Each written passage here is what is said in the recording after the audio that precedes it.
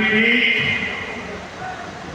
माता जयंतिया का नाम और आशीर्वाद इस शहर पर बना रहता है। और मेरे लिए तो जिंद आना पुरानी यादों का झरोखा खोलने जैसा है। मैं बैठे बैठे कई चेहरे देख रहा पुराने, सारे परिचित चेहरे। बहुत लोग होंगे क्लिक करते होंगे कि मैं उनके स्कूटर पर जिंद आया करता था। कई दशक पहले मैं संगठन के काम से पहली बार जिंद आया। फिर आप लोगों ने मुझे जो अपनत्व दिया, जो प्रेम दिया, वो आज तक मैं भूला नहीं।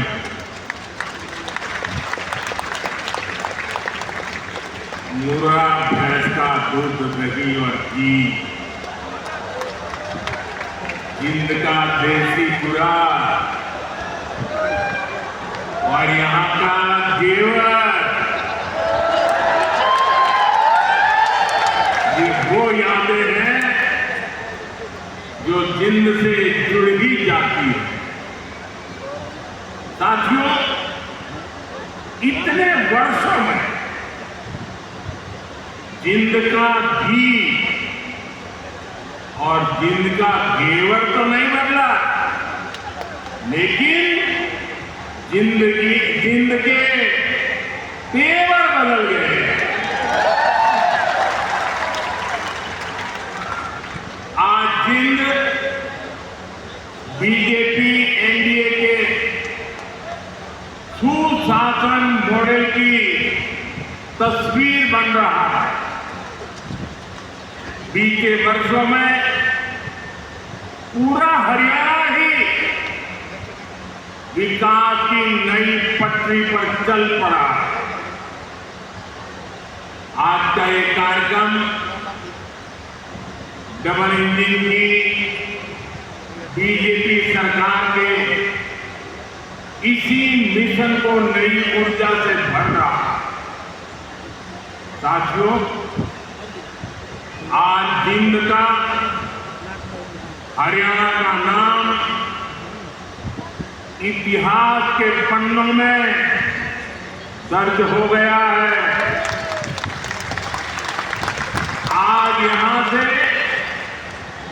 देश को पहली हाइड्रोजन ट्रेन मिली है। आपको याद होगा साथियों, आज भी हम पढ़ते हैं, सुनते हैं कि भारत में पहली ट्रेन बॉम्बे से ठाणे के बीच चली थी, जिसे आज मुंबई कहते हैं। वैसे ही भविष्य में जब भी हाइड्रोजन ट्रेन का जिक्र आएगा तो जिंद का, सोनीपत का, हरियाणा का नाम भी आएगा ही आएगा। मैं आप सभी को, पूरे देश को भारतीय रेल की आधुनिकता से जुड़े इस बड़े कदम के लिए बहुत बहुत बधाई देता हूं। साथियों, आज 14,000 करोड़ रुपए से अधिक के अन्य प्रोजेक्ट भी हरियाणा को मिले हैं। इसमें रेलवे के, हाईवे के अनेक प्रोजेक्ट हैं। हमारी विरासत से जुड़े प्रोजेक्ट्स हैं और 2 नए मेडिकल कॉलेज भी हरियाणा की सेवा के लिए समर्पित हैं। भिवानी में पंडित नेकीराम शर्मा मेडिकल कॉलेज और नारनौल में महर्षि च्यवन मेडिकल कॉलेज और राव तुलाराम अस्पताल, इससे हरियाणा की स्वास्थ्य सेवा और सशक्त होगी। साथ ही इस यहाँ के नौजवानों के लिए डॉक्टर और अन्य मेडिकल प्रोफेशनल बनने के नए रास्ते भी बनेंगे। इन सभी प्रोजेक्ट के लिए भी हरियाणा के मेरे सभी भाई बहनों को बहुत बहुत बधाई। साथियों, आज जिंद और हरियाणा के लोगों की मैं एक और बात के लिए सराहना करूंगा।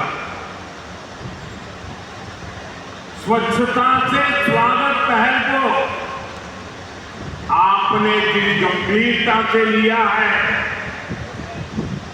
जिस तरह मेरे आने से पहले यहाँ के लोग स्वच्छता अभियान में नए सिरे से नई ऊर्जा से जुटे हैं, तो दिल खुश कर देने वाला है। और मैं देख रहा था पिछले एक सप्ताह से सोशल मीडिया में आपका ये जो सफाई अभियान चल रहा है, उसकी भारी चर्चा रही है। लेकिन कुछ लोगों ने ये भी कहा है सोशल मीडिया में, मोदी जी आप बार बार आइए ताकि हमारा जीवन स्वच्छ रहे। जिस महाशय ने भाव व्यक्त किया है, मैं उनका धन्यवाद करता हूं। लेकिन मैं जिन वालों से आज कुछ मांगने आया हूं, आप मुझे बताइए, क्या इस सफाई के लिए, ये स्वच्छता के लिए मोदी का आना जरूरी है क्या? अगर जिंद के लोग तय कर ले, हरियाणा के लोग तय कर ले कि अब हम गंदगी नहीं करेंगे, तो जिंद कभी गंदा होगा क्या? हरियाणा में गंदगी आएगी क्या? तो काम एक ही करना है, मोदी के आने की जरूरत नहीं है, सिर्फ आप तय कर लीजिए। स्वच्छता ये हमारा स्वभाव बना देंगे, स्वच्छता ये हमारे संस्कार बना देंगे।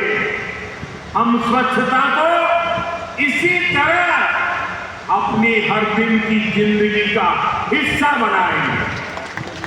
साथियों,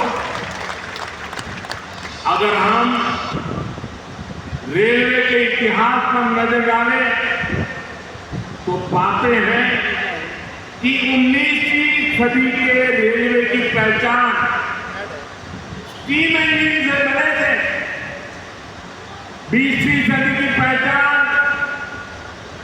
डीजल और बिजली से चलने वाली रेल बनी, और अब 21वीं सदी की रेल हाइड्रोजन से चलने वाली है।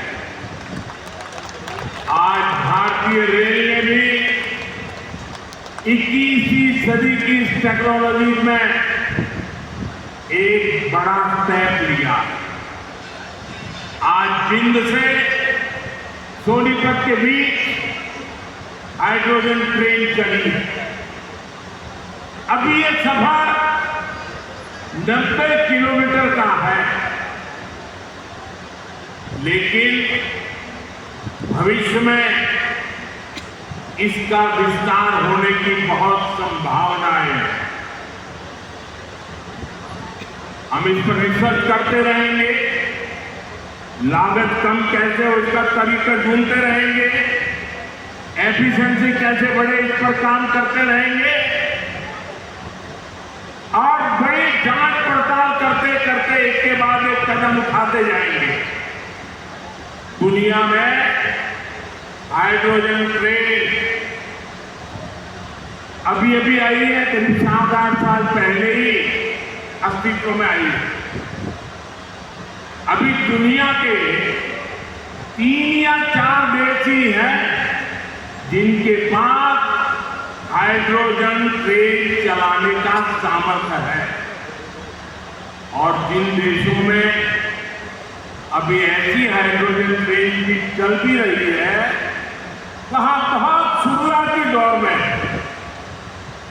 लेकिन भारत की जो ये हाइड्रोजन ट्रेन है उसके सामर्थ्य के बारे में सुनकर आपको भी गर्व होगा, एक एक हिंदुस्तानी को गर्व होगा। साथियों, जिंद से सोनीपत को चलने वाली हाइड्रोजन ट्रेन दुनिया की सबसे ताकतवर हाइड्रोजन ट्रेन है।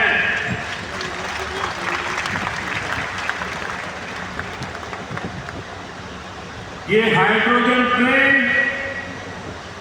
3200 हॉर्स पावर की है, 3200 हॉर्स पावर, और सबसे ताकतवर ही नहीं, भारत की हाइड्रोजन ट्रेन सबसे लंबी भी है। दुनिया में जहां हाइड्रोजन ट्रेन चल रही है वो 3 या 4 कोच वाली है, और भारत ने पहली बार में सीधे 10 कोच वाली हाइड्रोजन ट्रेन चलाकर दुनिया में अपना झंडा गाड़ दिया। साथियों, मैं आपको गर्व की एक और बात बताना चाहता हूं। भारत की यह हाइड्रोजन ट्रेन धुआं रहित तो है ही, ये मेक इन इंडिया का भी एक बहुत सफल उदाहरण है। इस हाइड्रोजन ट्रेन को भारत के ही इंजीनियर्स ने डिजाइन किया है, भारत की ही कंपनी ने इसको बनाया है। साथियों, ये हाइड्रोजन ट्रेन बाकी ट्रेनों से बिल्कुल अलग है।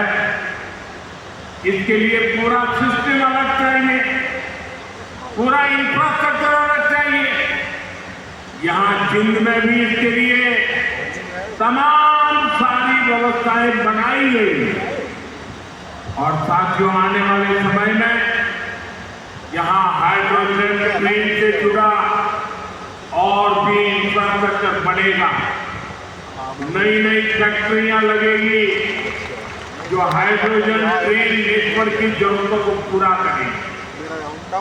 यानी इस ट्रेन से हरियाणा के नौजवानों के लिए रोजगार के अनेक नए अवसर बनने तय हैं। साथियों, पिछले 12 वर्षों में भारतीय रेल में जो बड़े बदलाव हुए, इससे भारत को एक और फायदा हुआ। आप देख रहे हैं कि पिछले कई महीनों से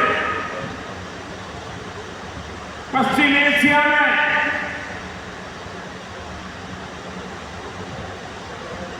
हॉर्मुज के पूरे क्षेत्र में, ईरान और गल्फ में युद्ध चल रहा है, और जिस समुद्री रास्ते से हॉर्मुज से भारत बहुत बड़ी मात्रा में पेट्रोल, डीजल, एलपीजी गैस, हमारे किसानों के लिए खाद उसी रास्ते से आता है, उसी समुद्री मार्ग से आता है। लेकिन पिछले 3-4 महीनों से ये रास्ता निरंतर युद्ध का मैदान बन चुका है, संकटों से घिरा हुआ है। साथियों, अगर 2014 से पहले अगर ये स्थिति आती तो आज हिंदुस्तान का रेलवे का काम पूरा का पूरा ठप पड़ा गया होता, क्योंकि उस समय 2014 में देश का बहुत बड़ा हिस्सा था, ऐसा था जहां हमारी ट्रेनें सिर्फ और सिर्फ डीजल से चलती थी। अब आप सोचिए, अगर डीजल आना बंद हो गया होता और डीजल से चलने वाली ट्रेनें कैसे चलती, देश कितने बड़े संकट में आ जाता। लेकिन साथियों, 2014 की स्थिति नहीं है ये मोदी है।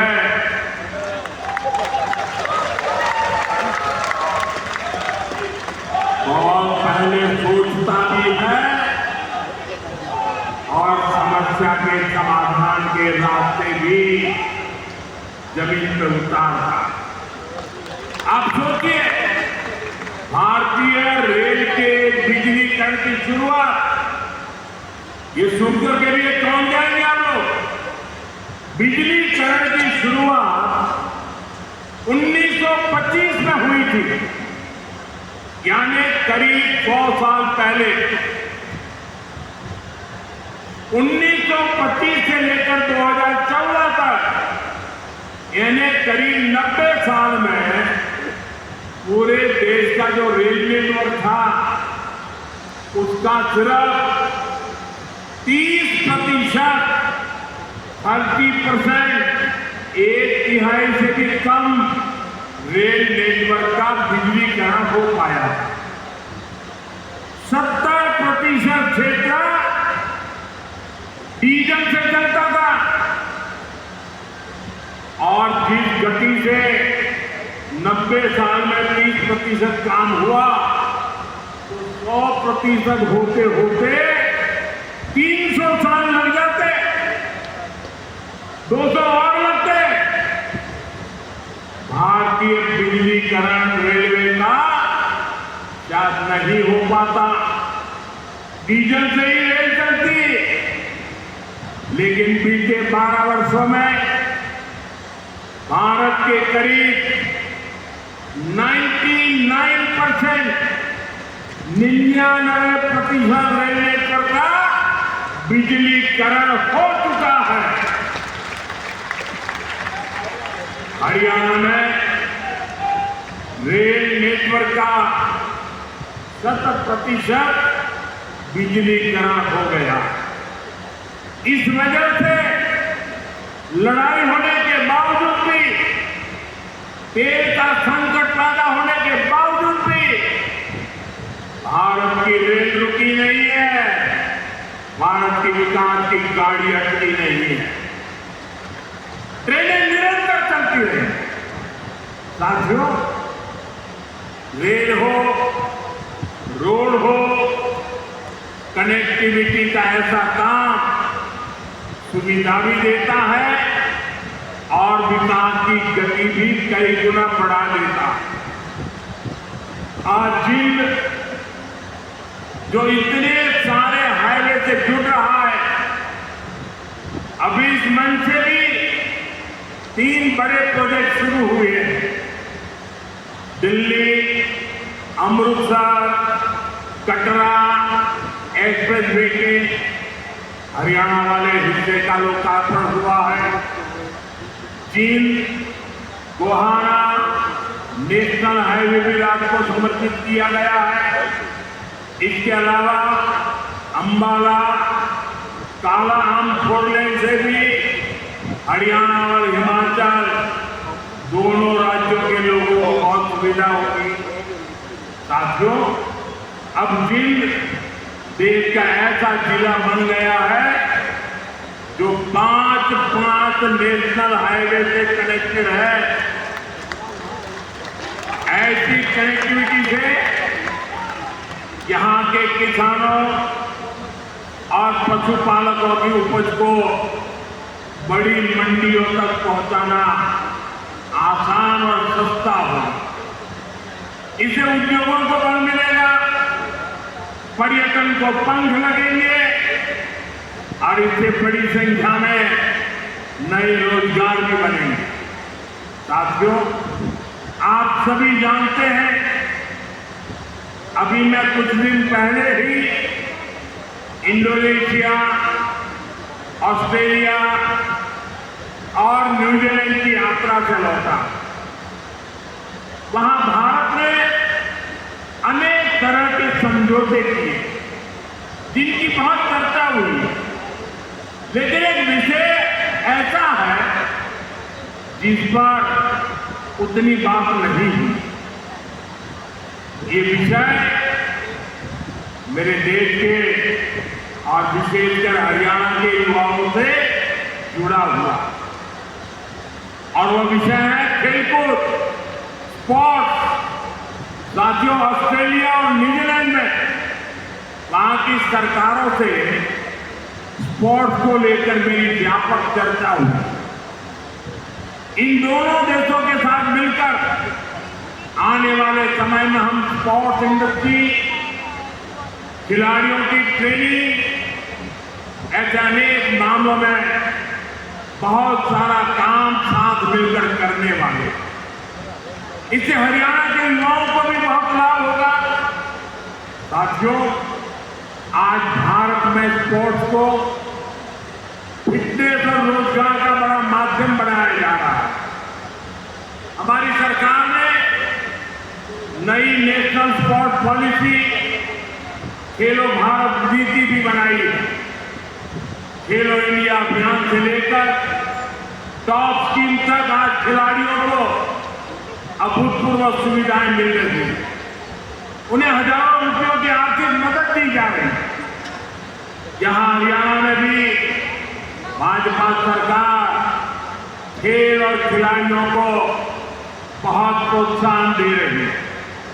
साथियों, आज एक कार्यक्रम भले हाइड्रोजन ट्रेन का है, दूसरी विकास परियोजनाओं का है, लेकिन मैं आज यहाँ के नौजवानों से एक और बात भी कहने आया हूं। आप सभी जानते हैं, साल 2030 में भारत कॉमनवेल्थ गेम्स को होस्ट करने वाला है। 2036 में ओलंपिक गेम्स भारत में हो, इसके लिए भी हम पूरी तैयारी कर रहे हैं। इसलिए हर खिलाड़ी को जोरदार तैयारी करनी है, पूरा दमखम लगाना है। मैं आपको विश्वास दिलाता हूं कि डबल इंजन की बीजेपी सरकार आपको हर सुविधा देगी। और जो 36 के ओलंपिक को देखना चाहते हैं, आज जो 5 से 12-15 की उम्र के बच्चे हैं ना, हमें उस पर ध्यान केंद्रित करना होगा। और एक बात और भी बता दूं, आने वाले समय में अहमदाबाद में world police and fire games की होने वाली। मैं हरियाणा के साथियों से कहूंगा कि आप इसके लिए भी खूब तैयारी कीजिए। मुझे पक्का विश्वास है, हरियाणा के बेटे बेटियां हमेशा की तरह इनमें भी अपना परचम लहराएंगे। हरियाणा की डबल इंजन सरकार सबका साथ सबका विकास के मंत्र पर चल रही है। नायब सिंह जी के नेतृत्व में हरियाणा सरकार यहाँ के नौजवान हो, किसान हो, बहनें बेटियां हो, सबके लिए बेहतरीन काम कर रही है। बिना खर्च की पर्ची के नौकरी देने का जो रास्ता हरियाणा सरकार ने दिखाया है, वो इतना आसान नहीं था, लेकिन ये भाजपा सरकार ने करके दिखाया। साथियों, यहाँ के किसानों का हित भी हमारी प्राथमिकता में। जिंद की मंडी तो हरियाणा की सबसे बड़ी मंडियों में से एक है। डबल इंजन की भाजपा सरकार के कारण हरियाणा के किसानों को बहुत लाभ हो रहा है। पीएम किसान सम्मान निधि से हरियाणा के किसानों को करीब 8,000 करोड़ रुपए मिल चुके हैं। इसमें जिंदगी हमारे किसानों को भी 600 करोड़ रुपए से ज्यादा मिल चुके हैं। साथियों, हमारा देश संस्कार और संस्कृति का देश है और ये क्षेत्र तो इस समृद्ध विरासत का बहुत बड़ा केंद्र है। ये जिंदगी धरती है जहां महाराजा रणजीत सिंह का गौरव भी है और पांडवों की आस्था भी है। पांडु पिंडा और रामराज जैसे पवित्र तीर्थ आज भी लाखों श्रद्धालुओं का आस्था के केंद्र है। साथियों, आस्था और अध्यात्म की यही विरासत है जिसे आज का भारत सहजता भी है और अब अगली पीढ़ी तक पूरे मान के साथ पहुंचाता भी है। इसी भाव के साथ आज कुरुक्षेत्र में एक शीश म्यूजियम की आधारशिला रखी गई। हरियाणा का ये नया संग्रहालय भारत की महान गुरु परंपरा को अगली पीढ़ियों तक पहुंचाएगा। साथियों, हरियाणा अब तेज विकास के पथ पर दौड़ रहा है। खेती हो या फिर उद्योग, ये तो ऐसे पहिए हैं जो हरियाणा को सशक्त कर रहे हैं। आज जिन प्रोजेक्ट का शिलान्यास और लोकार्पण हुआ है उनसे हरियाणा के विकास को और गति मिलेगी और हरियाणा का ये तेज विकास विकसित भारत के सफर को और ऊर्जावान करेगा। इसी शुभकामना के साथ आप सभी को फिर से बहुत बहुत बधाई देता हूं और देशवासियों को भी देश की पहली हाइड्रोजन ट्रेन के लिए अनेक अनेक शुभकामनाएं देता हूं। मेरे साथ बोलिए, भारत माता की, भारत माता की।